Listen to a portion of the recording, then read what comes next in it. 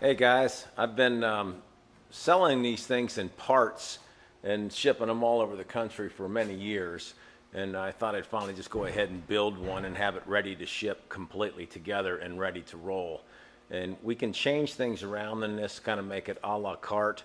I'll probably put together an Excel spreadsheet so I could email it to you and you could say, well, I'd like to add in a couple hardwired belt packs, or I'd like to add a distro system for the MyPros, whatever. But let me go through this and kind of tell you how it would work when you show up to a show. You bring this thing in, you set it down, you plug it in. First off, we've got an AC panel here that shows you've got enough power to be running it, which is valuable to know. As you turn on, you have four mixes here, four wireless mixes. Alrighty, and this is all brand new stuff. And here we've got the Crest X18RM. So you have 16 inputs and 12 monitor sends. So the way it's wired right now, you could run all four of these stereo. And I also have them wired as four hardwired outs. Alrighty, well, let me show you what would happen when you show up to your show. Everything is contained in the back of the board. First thing you do, pull this out, set it down on the stage, and that is all the inputs for the band. And there's 16 inputs. My band is 24 guys, and 24 signals, 10 guys. But you don't need the full drum set. I mean, the drummer might want to hear his kick and snare, and the other guys in the band need to hear that too. So that's about all you put in. Excuse me. And so 16 inputs there, and then anything you're not using in your ear system, you just go ahead straight on into your front of house box. But you got 16 inputs going into your monitor mixer, and then I've got 17, 18, 19, 20 wired as hardwired outputs. So say like the drummer and the keyboard player, they probably don't really need to spend the money to be wireless, so they could go hardwired. That's where you'd come out of there. You could also run monitor wedges, powered speakers, whatever, out of here. Okay, so now that's how you get your signal into your monitor mixer. Then you're going to hand the front of house guy these tails, and you're going to label them up: guitar, kick, snare, whatever it is, and just hand the front of house guy that. Or if it's your own mixer, you're going to plug it in.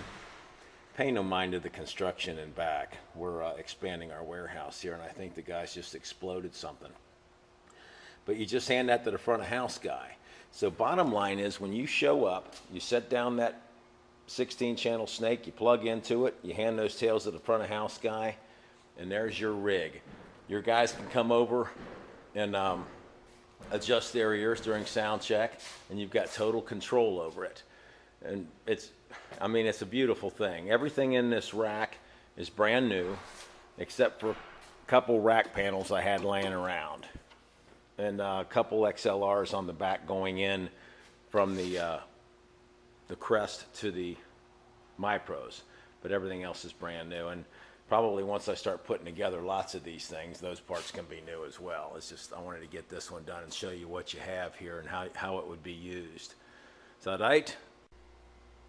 Hey guys, as I complete this first rack of our prototype series here, I've got enough in the strain relief so that when you want to get back and work on this thing, just unscrew it and then set it up. And I've just kind of propped you can see here, propped it on this ledge here and up under here, and that holds it up, and you can work on it as far as patching.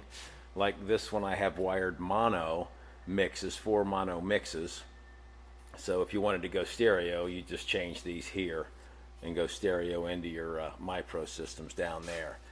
I've got plenty of strain relief on these cables to keep them up, and there's the power supplies. It's little Mickey Mouse, but it's up, and there's enough strain relief on everything, so nothing should come unplugged. But obviously, if something dies, look for it to be unplugged. But I think I've got it pretty well done there, and my goal is here to make plenty of room down in the bottom to carry your extra snake and everything. All right, let me seal this one and then go back at it here. Hey guys, this is the setup of this thing, or how it's wired. So the technical people in the band who may ever want to dig into this or change things around, I'm just telling you how I've set it up. It won't be carved in stone.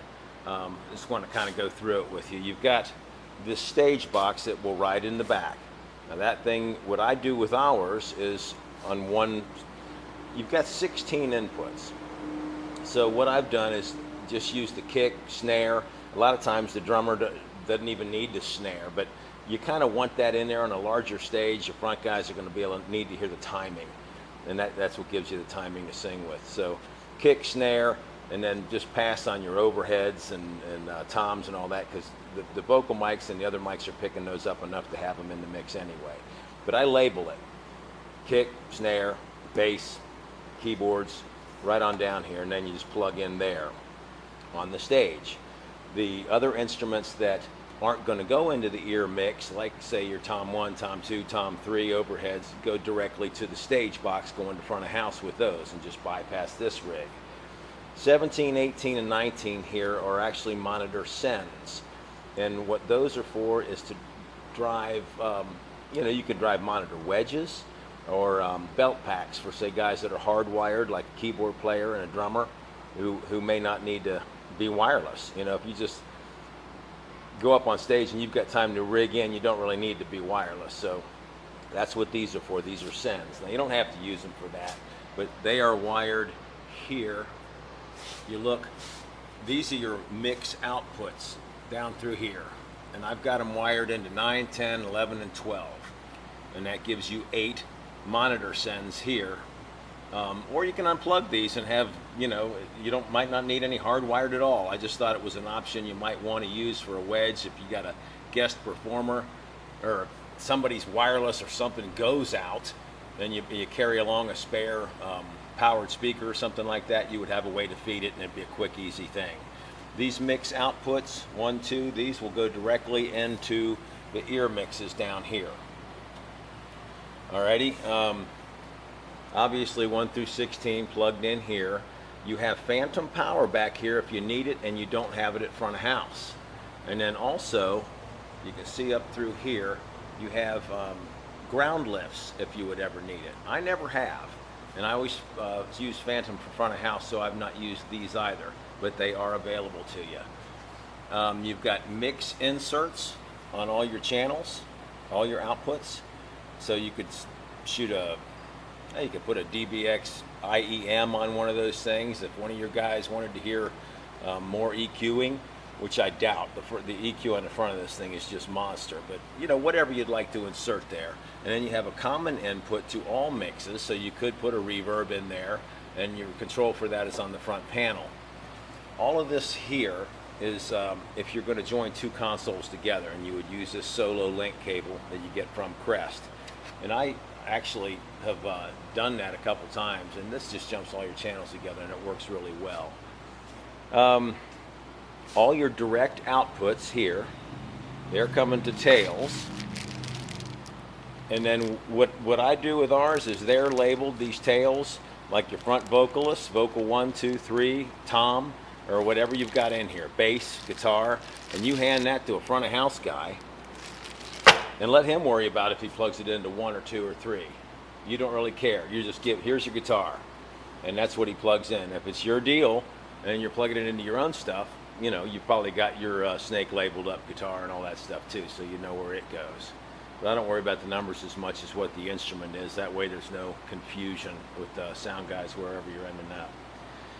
So, all right, this is just like I said, for your technical guys to know how I have it plugged in, and you could always switch that later. All right, thanks.